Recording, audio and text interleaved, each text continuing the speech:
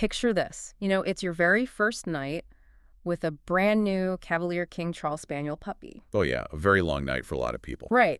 The house is completely dark, the puppy is in its crate, and it is crying. And not just a little whimper either. No, exactly. Not just whimpering, but letting out this, soulful, high-pitched wail that just pierces right through the wall. It really gets under your skin. It totally does.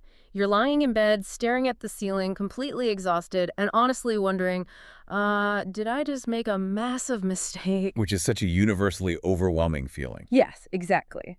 But with this specific breed, that crying in the dark isn't just, standard puppy fussiness. Oh, not at all. It is actually a biological distress signal. So, welcome to today's deep dive. We are digging into a really fascinating transcript from the Dog Health Academy regarding the puppy and growth phase of Cavalier King Charles Spaniels. It is a great piece of material. Lots to unpack. There really is. And our mission today isn't just to hand you a basic survival guide for puppyhood. We are exploring the hidden mechanics of canine development. Yeah, how a creature's earliest emotional foundation literally shapes its entire life. Exactly. Okay, let's unpack this. Because the biological reasons behind that stressful first night are just wild. They really are. The material we have today sets up this central thesis right from the jump. You see, Cavaliers are not like independent working breeds. Right, they aren't livestock guardians or something. Exactly. They are biologically primed, literally from the moment they are born, to seek and maintain physical closeness with humans. So it's baked into their DNA. Completely. We are talking about centuries of selective breeding that resulted in an animal neurologically wired for constant contact. Wow. So when you put that puppy in a crate on night one... Even if it's just, 3 feet from your bed. Right. Their nervous system registers that physical separation as a profound, almost existential threat. Yes. For a Cavalier, emotional security isn't just some nice bonus you hope for. It is the fundamental prerequisite for their physical and mental growth. Which perfectly explains why that first night triggers such absolute panic. But, the data makes a really surprising point about the timeline here. The timeline of their emotional development. Yeah, because you would think the puppy's emotional foundation starts the day you bring them home. Or sure, the gotcha day. That's what everyone assumes. Right. But apparently, the architecture of their brain is being built long before you ever even meet them. Yeah, assuming the clock starts at 8 weeks when you pick the puppy up is, well, it's a fundamental misunderstanding of canine neurology.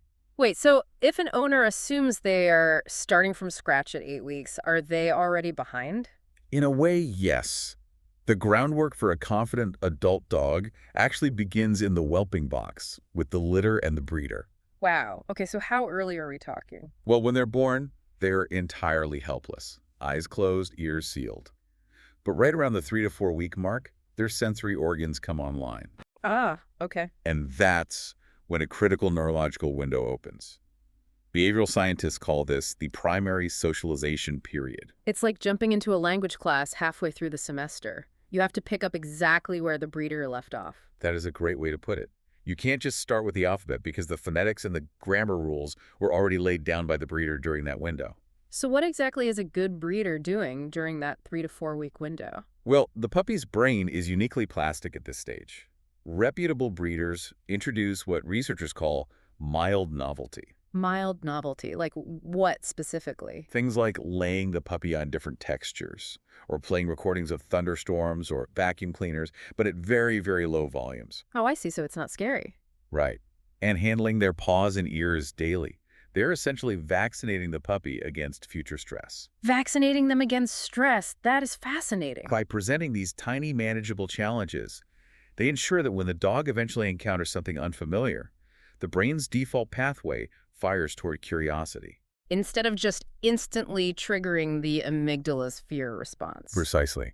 So when they come home at 8 weeks, they face this intense uncertainty. New smells, new sounds, no litter mates. It has to be a massive shock for them. It is an intense sensory upheaval, but because they are so tuned in to humans, the adjustment is surprisingly short if handled patiently. Which brings us to the part of the deep dive where this fragile trust collides with the reality of having a wild animal in your house. Yes, the biting and the bathroom accidents. Exactly, because puppies communicate through biting, and they communicate by going to the bathroom wherever they happen to be standing. Right, and how you correct a highly sensitive animal without causing permanent anxiety is the real challenge here. Let's focus on the biting first, because this is where human instinct just gets it so wrong. Oh, absolutely. I mean, my immediate instinct when a dog bites my hand with those tiny needle-sharp teeth is to yank my hand away and firmly yell, "No!" Which is the exact opposite of what you should do. Right. I'm guessing doing that with a Cavalier is a total recipe for disaster. It really is. Yanking your hand away triggers their prey drive. It makes your hand look like a fleeing toy. Oh, so it just encourages them to chase it and bite harder. Exactly. And yelling in a deep, harsh tone doesn't translate as an educational boundary to them. What does it register as? It just registers as a terrifying, unpredictable threat from a giant predator. You have to remember, puppies explore the world with their mouths to learn bite inhibition. Bite inhibition, meaning learning how much pressure is too much. Yes. It's not aggression. They are just mapping out jaw pressure during play. So how do you hit the brakes on the biting without terrifying them? You have to hijack their natural biological reflexes. You mimic a littermate's reaction. Mimic a littermate? How does that work? Well, when a puppy bites a littermate too hard, the littermate lets out a sharp, high-pitched yelp and stops playing. Okay. That specific acoustic frequency triggers an involuntary startle response in the biter. It literally hits the pause button in their brain. So we just do that. We just yelp. Exactly. Let out a sharp little sound, like a yelp, and then briefly withdraw all your attention. Hard bites end the fun, but softer mouthing is tolerated. That makes so much sense. You aren't punishing them. You're just speaking their language and manipulating the environment. Right. You are showing them that rough behavior just stops the interaction entirely. And, we see this same breakdown in communication with house training. Oh, man. Potty training. We know we aren't supposed to use harsh physical corrections, like no one should be rubbing a dog's nose in it, but people still rely heavily on verbal punishment. Which is entirely useless because of how a dog's memory works. Right, because they don't have episodic memory, do they? No, they don't. Dogs learn associatively, in real time. Their window for connecting a consequence to an action is roughly 1 to 3 seconds. Wait, 1 to 3 seconds? That is incredibly short. It is. They simply do not possess the ability to sit in the living room and reflect on a puddle they left in the hallway 10 minutes ago. So punishing a puppy 10 minutes after an accident is like your boss screaming at you for a typo you made yesterday without telling you which email it was in. That is a brilliant analogy. It doesn't teach you anything, it just makes you terrified of your boss. Exactly. If you angrily point at a puddle and scold the dog, you are just acting like a random thunderclap. Just a scary person making loud noises for no reason. And that causes a massive cortisol spike. When a dog is flooded with stress hormones, their ability to learn just plummets. So you actually make the house training take longer. Weeks longer. Because a fearful dog will just start hiding to go to the bathroom behind the sofa to avoid your unpredictable rage. Wow. Okay, so management over correction is the key. Yes. Frequent trips outside after waking, eating, playing, and pair it with massive praise. All right, so we are building this incredible trust, speaking their language, keeping them calm. But this creates a huge paradox, doesn't it? The paradox of independence, yes. Because if a Cavalier's entire worldview is built around being close to humans, and we've been nurturing that bond, how do we eventually leave the house without them panicking? This is definitely the most delicate balance to strike. Because they are so oriented toward human companionship, owners can accidentally create a dog with severe separation anxiety. Where they just panic the second the door clicks shut. Exactly. You have to actively condition their nervous system to tolerate absent scenes. So what does this all mean for the listener? I mean, people usually try to fix this by just letting the dog cry it out, right? Which is a massive mistake. Rushing into long absences without prior conditioning is catastrophic for a sensitive breed. It's like exposure therapy. You don't cure a fear of water by throwing someone into the deep end. You start by letting them dip their toes in the shallow end. We have to actively teach them how to be alone. Beautifully said. Separation tolerance is a muscle. You have to start with gradual, structured independence. So starting small, what does that look like?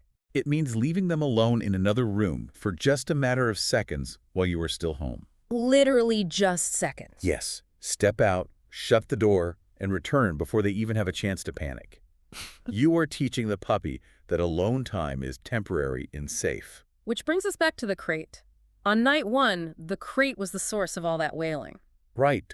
But the crate has to undergo a complete neurological rebrand. It must be introduced gradually. How do you do that without them freaking out? You associate it with security, not isolation. Feed them their meals in there. toss high-value treats into the back of it. Oh, so they discover them like a little treasure hunt. Exactly. Let them nap in it with the door open. When done well, the crate becomes associated with calm and security. Okay, so the dog feels secure inside the house, the crate is a place of zen, and they can handle you leaving for short bits. Which means they are ready for the outside world. Yes, the outside world. But according to the sources, the outside world is full of physical and mental hazards for a growing, sensitive breed. It really is a minefield if you aren't careful. So we have this crucial socialization window before they hit 4 months of age. We need positive exposure to people, sounds, environments, animals. Positive being the operative word there. Right. But I want to push back on a common dog owner myth here. People always say, a tired dog is a good dog. Oh, I hear that all the time. So their instinct is to drag the puppy to a loud, chaotic dog park on a Saturday to wear them out. But you're saying flooding them actually damages their emotional development. It absolutely damages it. Flooding is overwhelming the puppy with too much stimulation at once. Crowded events, forced interactions. So dropping an 8-week-old puppy into a park with 20 running dogs is bad. Their nervous system cannot process the data fast enough. It overloads. They might look calm. They might just freeze. But that isn't bravery. What is it then? It's learned helplessness. You're teaching them that the world is overwhelming and inescapable. Wow. So you're basically short-circuiting their brain instead of building confidence. Exactly. Proper socialization means letting the puppy approach at their own pace and rewarding calm curiosity. So curating their mental world. But we also have to curate their physical limits, right? We do. Exercise must be conservative. Short walks and supervised play are good. Why so conservative? Don't puppies have boundless energy? They do, but excessive high-impact activity like long hikes, forced running, or jumping stresses their growing joints. Let natural play dictate the pace. And the other massive physical requirement is sleep. The data says puppies need significantly more sleep than adults. Yes, in short bursts most of the day. And it's not just physical rest. That sleep supports crucial brain development. So if you're constantly waking the puppy up to play, you're actually preventing their brain from filing away the day's lessons. Precisely. Without enough sleep, their impulse control goes completely offline. Okay, so we've navigated the emotional thresholds, the physical boundaries, the sleep. Now let's look at the long game. The transition to adulthood. Right. Because navigating all this requires consistent training and veterinary oversight to finally reach that calm adult stage. Training actually starts on day 1, but we mean short, positive sessions disguised as games. Sit, stay, come. The sources mention that recall and leash training should start indoors first, which feels counterintuitive. It does, but leashes are unfamiliar sensations. If you snap a leash on them outside for the first time, it's sensory overload. Ah, so you do short indoor sessions first. Exactly. Start indoors with low distraction to build a rock-solid association between coming to the owner and good things happening. And running parallel to the training is the vet care. Beyond just the initial vaccinations, regular exams monitor steady, proportional growth. Yes. Vaccine schedules and parasite prevention are actually tailored by the vet to build immunity gradually. Now, the source does mention an app called VitalPet for organizing these schedules. It does, but we have to be very firm about how it's used. It is an organizational companion for appointments and schedules. Right, it's not a doctor. Exactly. It is never a substitute for direct veterinary guidance. An app cannot feel a dog's abdomen or check their joints. Okay, so tracking all this, the maturation process. When do Cavaliers typically shift from that wild puppy energy to a calm adult temperament? Usually around 1 to 2 years of age, that's when you see that coveted, calm Cavalier personality lock into place. Here's where it gets really interesting. Because when we summarize the common mistakes, rushing independence, using punishment, underestimating socialization, there is this ultimate paradox of the breed. The boundary paradox. Yes, owners see this impossibly sweet, affectionate, soft puppy, and they think, oh, I don't need to be strict. I don't need structure. But assuming a sweet temperament means the dog doesn't need structure is a huge mistake. Structure is actually a form of love for this breed, isn't it? It really is. A nervous system wired to seek safety craves predictability. Knowing what behaviors earn praise is a deep comfort. It just has to be delivered through encouragement, not firmness. Exactly. Calm consistency, not harshness. All right, let's pull all of this together for the takeaway. The puppy phase isn't just a chaotic period. You have to grit your teeth and survive. Not at all. It is an active construction site. Yes. You are building the emotional and behavioral foundation for the next 12 to 15 years of this dog's life. Patience, consistency, and protecting their emotional security pay off forever. And to you listening, I think these principles are incredibly profound, even if you never plan to own a dog. Oh, absolutely. The psychology applies everywhere. Right. Building trust before demanding independence. Communicating rather than punishing past mistakes. Offering structure as a form of deep comfort. They are just fundamental mechanics of a healthy relationship. Exactly. But I want to leave you with one final kind of provocative thought to mull over. Oh, let's hear it. When humans purposefully breed an animal over generations to be our ultimate companions, wired for absolute closeness, do we also inherit a moral obligation to protect the fragile emotional architecture we created? Wow. That is a heavy question. Right. I mean, think about how much of this breed's so-called anxiety is just the exact flip side of the loyalty we specifically designed them to have. It's true. We engineered their devotion, so we are responsible for their vulnerability. Something to keep in mind the next time you hear a puppy crying in the dark. Thanks for joining us on this deep dive.